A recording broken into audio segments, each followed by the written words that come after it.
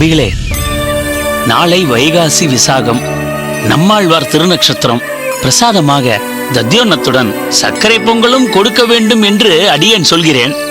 நிர்வாக அதிகாரி எப்போதும் போல வெண்பொங்கல் அல்லது தத்தியோன்னம் மட்டும் கொடுங்கள் போதும் என்கிறார். அவர் கோணத்தில் அவர் பார்க்கிறார். திடீரென்று பொருட்செலவு கூடிவிடும் என்று பார்க்கிறார் போல இருக்கிறது. அதேதான். இதில் எனக்கும் அவருக்கும் பெரும் வாதமே நடந்தது. கோவில் செலவுகளை கட்டுப்படுத்துவது நிர்வாகத்தின் கீழ் வரும், அதனால் நான் சொன்னபடி செய்யுங்கள் என்கிறார். இது நடைமுறையின் கீழ்தான் வரும். ஆண்டாண்டு காலமாக வைகாசி விசாகத்துக்கு சர்க்கரை பொங்கல் கூடுதலாக விநியோகம் செய்யப்பட்டு வருகிறது. அதனால் சர்க்கரை பொங்கல் கட்டாயமாக கொடுக்கப்பட வேண்டும் என்று அடியேன் சொல்கிறேன். வேடிக்கையாகத்தான் இருக்கிறது. இது நிர்வாகத்தின் கீழ் வருமா அல்லது நடைமுறையின் கீழ் வருமா என்று மன்னரையே தான் கேட்க வேண்டும் போல இருக்கிறது. இதற்கெதற்கு மன்னரை தேடி ஓட வேண்டும்? தாங்கள் அதிகாரியிடம் ஒரு வார்த்தை பேசினால் போதும், அவர் இதற்கு ஒத்துக்கொள்வார். இல்லை பட்டரே, அனாவசியமாக அடியேன் இதில் தலையிடுகிறேன் என்று அதிகாரி நினைத்து விட்டால்? அது எப்படி நினைப்பார்? தங்கள் மீது பெரும் மரியாதையும் மதிப்பும் கொண்டவர் அவர். தங்களின் பேச்சுக்கு மறுவார்த்தை பேச மாட்டார். அந்த மதிப்பையும் மரியாதையும் எனக்கு சாதகமாக பயன்படுத்திக் கொள்ள சொல்கிறீர்கள். சரிதான். சாதகமாக பயன்படுத்தி தங்களின் மடத்துக்கு ஒரு அண்டா சர்க்கரை பொங்கலும் என்னகத்திற்கு ஒரு அண்டா சர்க்கரை பொங்கலுமா எடுத்துக்கொண்டு போக போகிறோம்? வரதனை சேவிக்க வரும் சேவார்த்திகளுக்கு தானே கொடுக்க போகிறோம். அடியேனும் இதில் தலையிடாமல் நழுவி போய்விட வேண்டும் என்றுதான் நினைக்கிறேன். ஆனால் நீங்கள் எப்படியோ பெரிய கொக்கியை போட்டு அடியேனை இதில் மிகவும் அழுத்தமாக மாட்டி விடுகிறீர்கள். சரி, அடியேன் உங்கள் விருப்பப்படியே அதிகாரியிடம் பேசுகிறேன். அப்பா, இப்போதுதான் எனக்கு நிம்மதியாக இருக்கிறது. சேவார்த்திகள் கேட்பார்கள், சுவாமி, என்ன இன்று நம்மாழ்வார் திருநக்ஷத்திரம் ஆயிற்றே, சர்க்கரை பொங்கல் கிடையாதா என்று பதில் சொல்லி ஆக வேண்டுமே. பல்லிழித்துக் கொண்டு இருந்து விட முடியாதே. சரி, கவலைப்படாதீர்கள். அடியேன் அதிகாரியிடம் பேசுகிறேன்.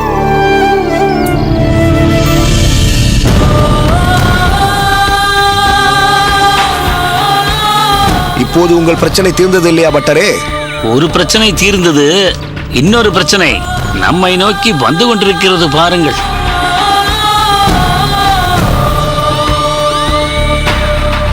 ஓ, யாதவ பிரகாச சுவாமிகளா? ஆமாம், காவியுடை பூண்ட பிரச்சனை. நீர் எப்படி மழையை கொண்டு வரலாயிற்று என்று குதிக்க போகிறார் பாருங்கள். வாருங்கள் வாருங்கள், நமஸ்காரம். ஆஹா, தாங்கள் கஷாயத்தில் கூட ஜொலிக்கிறீர்கள். என்னது கஷாயமா? எங்கள் குருநாதர் என்ன சுக்கா மிளகா திப்பிலியா கஷாயத்தில் ஜொலிக்க? மன்னிக்க வேண்டும், தங்களை கண்டதும் ஒரு பரவசம் உண்டாகி விடுகிறதா? நாக்கு குளறி கஷாயத்தை கஷாயம் என்று சொல்லிவிட்டேன், அவ்வளவு.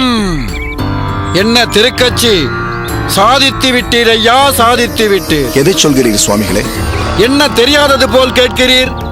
புகழ் மழையில் நனைய வேண்டும், அப்படித்தானே? அதுதான் மழையை கொண்டு வந்து விட்டீர்களே. மன்னிக்க வேண்டும், அதை தங்களுக்கு போட்டியாக நினைத்து அடியேன் செய்யவில்லை. பிறகு ஏதோ மக்களுக்கு அடியேனால் முடிந்ததை செய்யலாம் என்று எண்ணிதான். மக்களுக்கு? நான் மட்டும் ஆடு மாடுகளுக்கா செய்ய நினைத்தேன். ஆடு மாடுகளுக்கு என்றால் அதற்கென்று ஒரு யாகத்தையும் எங்கள் குருநாதர் செய்வார். பாசுரத்தை பாடி மழையை கொண்டு வந்து விட்டீர். நீர் அப்படி அன்று மழையை கொண்டு வராமல் இருந்தாலும் அடுத்த நாள் நிச்சயமாக என் யாகத்தின் மூலம் மழையை கொட்டென்று கொட்ட வைத்திருப்பேன். அதில் எந்த சந்தேகமும் இல்லை சுவாமிகளே. இங்கே பாரும் திருக்கட்சி, நோக்கமும் என் நோக்கமும் மழையை பொழிந்து மக்கள் சுகமாக இருக்க வேண்டும் என்பதுதான். அதற்கு நீர் ஒரு வழியை தேர்ந்தெடுத்திருக்கிறீர், நான் ஒரு வழியை தேர்ந்தெடுத்திருக்கிறேன். இதில் எந்த வழி சரியான வழி என்று நமக்குள் சர்ச்சை வேண்டாம். நம்முடையது பொது நோக்கு, பொது நல நோக்கு. சமுதாயத்திற்கு நல்லது செய்ய வேண்டும். இருவரின் இலக்கும் ஒன்றாக இருக்கையில் நாம் இணக்கமாக போவதுதானே நல்லது. சுவாமிகளே, உம்மையும் உம் வேத ஞானத்தையும் தர்க்க திறமையையும் அறியாதவர்கள் யாரும் இருக்க முடியாது. தாங்கள் குன்றிலிட்ட விளக்கு. தங்களோடு போட்டி போடுவது என்பது ஊர்க்குருவி பருந்தோடு போட்டி போடுவது போல. ஏன் அற்பமான எறும்பு அர்ஜுனன் தேருடன் போட்டி போட்டது போல என்று கூட சொல்லலாமே. தாராளமாக சொல்லலாம். ஆக நாம் இணக்கமாக ஒருவருக்கொருவர் உபகாரமாக இருப்பது ஊருக்கு நன்மை பயக்கும். என்ன, நான் சொல்வது சரிதானே? நீங்கள் சொல்லுவது எது சரியில்லாமல் இருக்கும்? அனைத்தும் சரியே. போதும் திருக்கச்சி, நீர் சொன்னதையெல்லாம் நான் மனதில் இருத்திக் கொள்ள பார்க்கிறேன். நாம் இருவருமாக சேர்ந்து இந்த ஊரையும் உலகத்தையும் உய்ய வைப்போம். ஆகட்டும் சுவாமி. வருகிறேன். வாருங்கள்.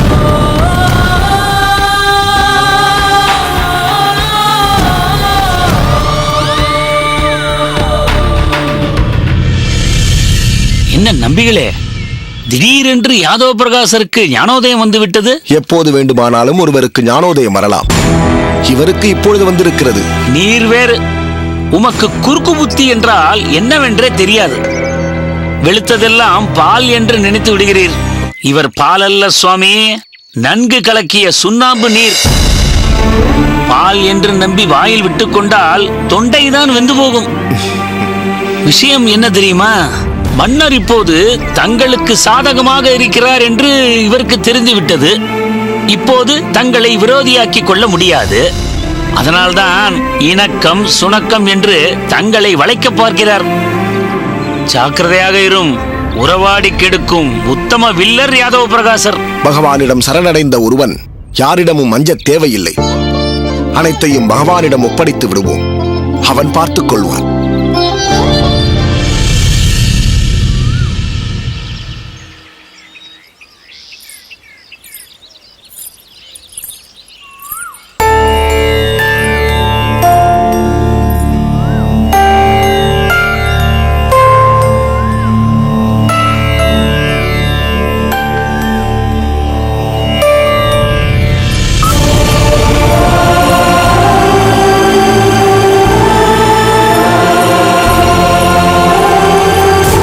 புனிதா, என்னடி புனிதா, ஏதோ பதற்றமாக தெரிகிறாயே? ஆமாம், பதற்றம்தான். என்னை யாராவது தொடர்ந்து வருகிறார்களோ என்று ஒரு பயம். எனக்கு ஒன்றும் புரியவில்லை. உன்னை யார் எதற்காக தொடர்ந்து வர வேண்டும்? சொல்ல முடியாது. என் கணவனை கூட என்னை பின்தொடர்ந்து வரலாம். முன்பு ஒரு முறை நாமெல்லாம் ஊஞ்சலாடி கொண்டிருக்கும் பொழுது எப்படியோ அங்கு வந்து என்னை இழுத்து கொண்டு போகவில்லையா? பயப்படாதே, உன் கணவர் இங்கு வர வாய்ப்பே இல்லை. அப்படித்தான் நானும் நினைக்கிறேன். அதனால்தான் உன்னை இங்கு வர சொன்னேன். மன்னித்து விடு தஞ்சா. வெகு நேரமாக காத்துக் கொண்டிருக்கிறாயோ? இல்லை, சற்று முன்புதான் வந்தேன். பார்த்து பார்த்து வரவேண்டி இருக்கிறது. அதனால்தான் தாமதமாக வந்தேன். மன்னித்துக் கொள் தஞ்சா. பரவாயில்லை. என்னை இங்கே தனியாக சந்திக்க விரும்புகிறாய் என்று அகிலா வழியாக சொல்லி அனுப்பினாய் அல்லவா? அப்போதிலிருந்தே நான் குழம்பிக் கொண்டிருக்கிறேன். கொஞ்சம் பயமாக கூட இருந்தது. என்னடி விஷயம்? மறுபடியும் அடித்து கிடித்து துன்புறுத்துகிறாரா? என்ன பிரச்சனை சொல்.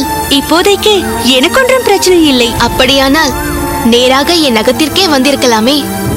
பிறகெதற்கு என்னை இப்படி தனியே சந்திக்க வேண்டும் என்று சொல்லி அனுப்பினாய்? காரணம் இருக்கிறது தஞ்சா.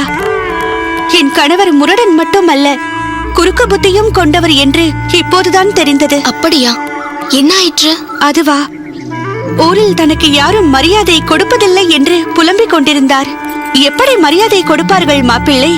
வேலை வெட்டி இல்லாமல் திரிந்து கொண்டிருப்பவர்களை ஊர் மதிக்கவே மதிக்காது என்று என் அப்பா சொன்னதற்கு, ஆமாம், வேலை கிடைத்தால் மட்டும் ராஜ மரியாதையா கொடுத்து விட போகிறார்கள். முதலில் எனக்கு யார் வேலை கொடுப்பார்கள் என்றார்.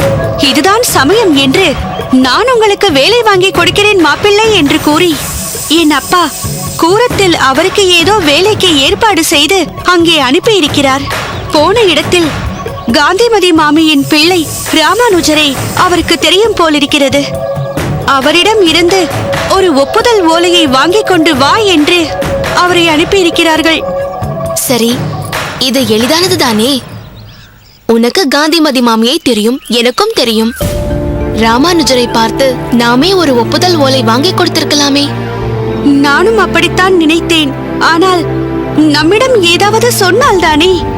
என் கணவராகவே ஒரு வழியை தேர்ந்தெடுத்திருக்கிறார். என்னடி வழி அது? நேற்று வீட்டு கூடத்தில் உட்கார்ந்து கொண்டு நெற்றியில் அதிசயமாக என் கணவர் திருமண் இட்டுக் கொண்டிருந்தார். பரவாயில்லையே, ராமானுஜரின் பெயரை கேட்டதிலேயே இவருக்கு நல்ல புத்தி வந்துவிட்டது போலிருக்கிறதே என்று நினைத்தேன். ஆனால் நிச்சயமாக நான் பெருமாள் பக்தன் என்று ஏமாந்து விடுவார்கள் இல்லையா? இப்போது எதற்கு இந்த வேஷம்? யாரை ஏமாற்றப் போகிறாய்? எல்லாம் அந்த ராமானுஜனைத்தான். ஏமாற்றாமல் அவனை சுற்றி என்னை தெரிந்தவர்கள் யாராவது இருக்கலாம். என்னை பற்றி அவனிடம் இல்லாததையும் பொல்லாததையும் சொல்லித் தொலைத்தார்கள் என்றால் அவன் எனக்கு எப்படி ஓலை கொடுப்பான்? இப்படி ஒரு பெருமாள் பக்தன் போல் போனால்தான் அவனுக்கு என் மேல் ஒரு மதிப்பு வரும்.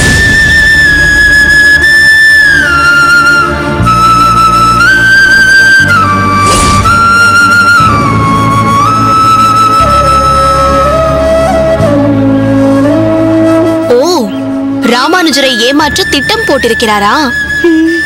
ச்சே, இவ்வளவு கீழ்த்தரமான எண்ணம் கொண்டவராக இருக்கிறார். அந்த எண்ணத்தை தடுக்க வேண்டும் என்றுதான் உன்னை தனிமையில் சந்திக்க வந்தேன். நீதான் ராமானுஜரின் அம்மாவை அடிக்கடி சந்திப்பாயே. எப்படியாவது அந்த மாமியை சந்தித்து என் கணவரின் ஏமாற்று வேலையை ராமானுஜருக்கு தெரிவிக்க வேண்டும். தஞ்சா, எதற்கடி இப்போது சிரிக்கிறாய்? என்னவாயிற்று உனக்கு? எனக்கு ஒன்றும் ஆகவில்லை. உனக்குத்தான் ராமானுஜரை பற்றி புரியவில்லையே என்று எண்ணி சிரித்தேன். ஏன்?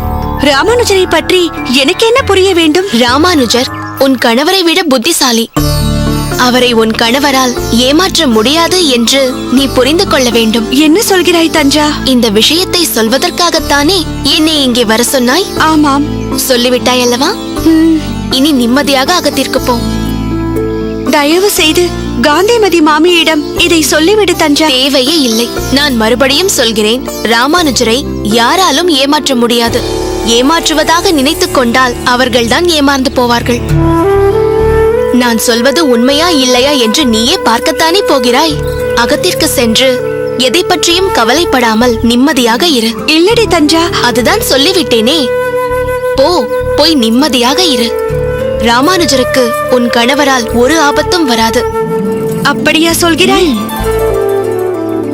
சரி தஞ்சா, நீ சொல்லிவிட்டாய். இதற்கு மேலும் நான் உன்னை வற்புறுத்த விரும்பவில்லை. நான் வருகிறேனடி.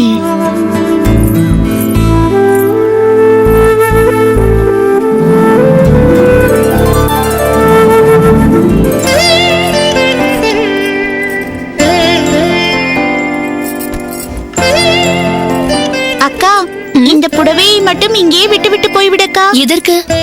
நான் எப்பொழுதும் உனக்கும் அம்மாவிற்கும் நடுவில் தானே படுத்து உறங்குவேன். ஆமாம், அதற்கென்ன இப்பொழுது?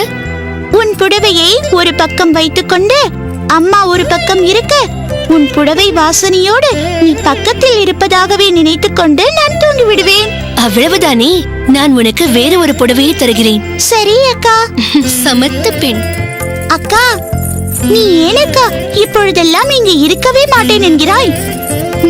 நன்றாக இருக்கிறதடி கமலை. கல்யாணமான பிறகும் உன் அக்கா இங்கேயே இருக்க முடியுமா என்ன? இந்த பூமி என்னம்மா இது? சாப்பிடுவதற்கு. இப்போதுதானே நெய் முறுக்கு, சீடை, தேன்குழல், ஓமப்பொடி, அவல் உருண்டை என்று ஏகமாய் பட்சணங்கள் கொடுத்தீர்கள். போதாததற்கு இது வேறா? அசடே, அது உனக்கும் மாப்பிள்ளைக்கும் சேர்த்து. இது உனக்கு மட்டும். மாங்காய் ஊறுகாய். ஆஹா, கொண்டா கொண்டா. இங்கே பாரடி பூமி, பிடித்திருக்கிறது என்று ஒரே நாளில் வழித்து விழுங்கிவிடப் போகிறாய். உடம்பிற்காகாது. அகத்துக்கு போனதும் எடுத்து தனியாக வை. போங்களம்மா. பூமி அக்காவை இங்கே இருக்க சொல்லிவிடுவீர்கள் என்று பார்த்தால் இதையெல்லாம் கட்டி கொடுத்து நீங்களே போ என்று அனுப்பி வைத்து விடுவீர்கள் போல் இருக்கிறதே. சரியாய் போயிற்று போ. அனுப்பாமல் கல்யாணமான பெண்ணை இங்கேயே வைத்துக் கொள்வார்களா என்ன? அவள் புருஷமங்கலத்தில் வாழ்க்கைப்பட்டிருக்கிறாள். அகத்துக்காரரோடு அங்கேதான் அவள் குடித்தனம் நடத்த வேண்டும். அவள் என்ன, நீயே இன்னும் 5-6 வருடங்களில் புருஷமங்கலமோ இன்னொரு மங்கலமோ அங்கே அகத்துக்காரருடன் போகத்தானே வேண்டும். நான் போக மாட்டேன். எனக்கு கல்யாணமே வேண்டாம். நான் அப்பாவையும் உன்னையும் விட்டு எங்கும் போக மாட்டேன். அம்மா, வேண்டுமென்றால் ஒன்று செய்யலாம். இவளுக்கு ஸ்ரீபெரும்புதூரிலேயே ஒரு மாப்பிள்ளையை பார்த்துவிடு. ஒன்று விட்டு ஒரு நாள் பிறந்தகத்திற்கு வந்து போகட்டும். சரி, இந்தா. என்ன பூமி, மறுபடி எப்போது வருவதாக உத்தேசம்? என்னை கேட்டால் உங்கள் மாப்பிள்ளையை கேளுங்கள். என்ன மாப்பிள்ளை? அதற்கென்ன, வந்தால் போயிற்று. அடுத்த மாதம் பெருமாள் கருட சேவைக்கு வந்துவிடு பூமி. 2-3 நாட்கள் இருந்துவிட்டு போகலாம். அப்பா, பூமி அக்காவை போக வேண்டாம் என்று சொல்லுங்கள். அவள் இங்கேயே இருக்கட்டும். அது முடியாது கமலை. ஏன் அப்பா? எவ்வளவு சொன்னாலும் புரிந்து கொள்ள மாட்டேன் என்கிறாள். கல்யாணமானால் புக்ககத்திற்கு போய்தான் ஆக வேண்டும் என்றால் எனக்கு கல்யாணமே வேண்டாம் என்கிறாள். அப்படியா கமலை? நீ கல்யாணமே பண்ணிக்கொள்ள போவதில்லையா? ஆமாம். இப்பொழுது அப்படித்தான் சொல்வாய். கல்யாணமாகி விட்டதும் பிறகு பிறந்தகத்தை விட புக்ககம் தான் பெரிது என்று சொல்வாய் பார். பரவாயில்லையே, மாப்பிள்ளை விஷயங்களை நன்றாகவே புரிந்து வைத்திருக்கிறார். அதைத்தான் பூமி சொல்கிறாள். கமலைக்கு ஸ்ரீபெரும்புதூரிலேயே ஒரு மாப்பிள்ளை பார்த்து விடலாம் என்று. ஆமாம் அப்பா, அப்படியே செய்து விடுங்கள். நான் இந்த ஊரிலேயே தான் இருப்பேன்.